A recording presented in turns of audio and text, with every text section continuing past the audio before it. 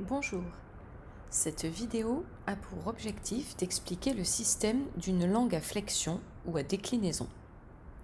Au Moyen Âge, l'ancien français était une langue à déclinaison, héritée du latin. Mais dans la langue française moderne, c'est-à-dire celle qui existe depuis le XVIe siècle, il n'existe plus de déclinaison. C'est l'ordre des mots qui nous indique la fonction qu'ils occupent dans la phrase. Voyons de quoi il s'agit exactement. Si je prends la phrase suivante, Julia aime Octavia, le sujet est Julia, c'est sa place avant le verbe qui nous l'indique. Et Octavia est COD du verbe aimer parce que je l'ai placé après le verbe. Si au contraire j'écris Octavia aime Julia, c'est Octavia qui devient le sujet car je l'ai placé avant le verbe conjugué. Et Julia devient le COD du verbe aimer. Dans les langues à flexion, c'est-à-dire les langues qui ont une déclinaison, les choses ne se passent pas de la même manière. On change la terminaison des noms ou des adjectifs pour indiquer leur fonction. Par exemple, si je traduis l'exemple de tout à l'heure en latin, voilà ce que cela donne. Julia Octaviam amat. Le verbe en latin se met plutôt à la fin de la proposition. La terminaison en a indique que le mot est sujet.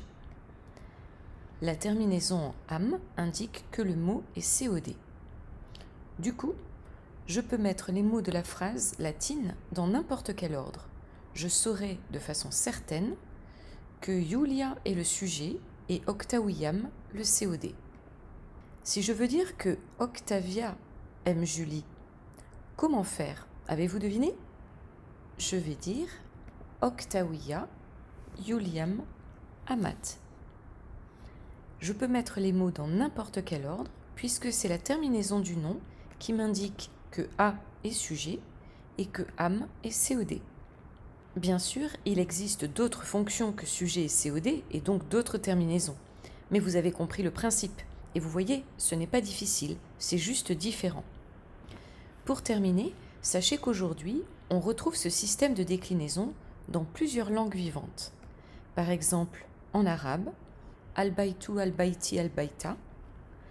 On le trouve aussi en grec moderne, au Philippos et Philé, c'est sujet, Philippos, la terminaison est sujet, Vlepo ton Philippo, la terminaison Philippo est COD, Inetos pitito Philippou, Philippou, la terminaison en ou, montre que c'est complément du nom.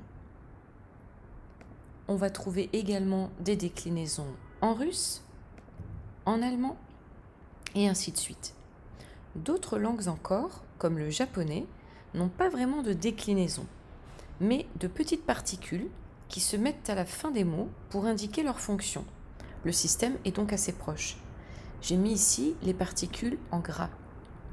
Watashi wa tegami o kakimasu, ce qui signifie exactement moi sujet, lettre COD, écrire, et que l'on va bien sûr traduire par « j'écris une lettre ». J'espère que cette petite vidéo vous aura aidé à comprendre comment fonctionne un système à déclinaison.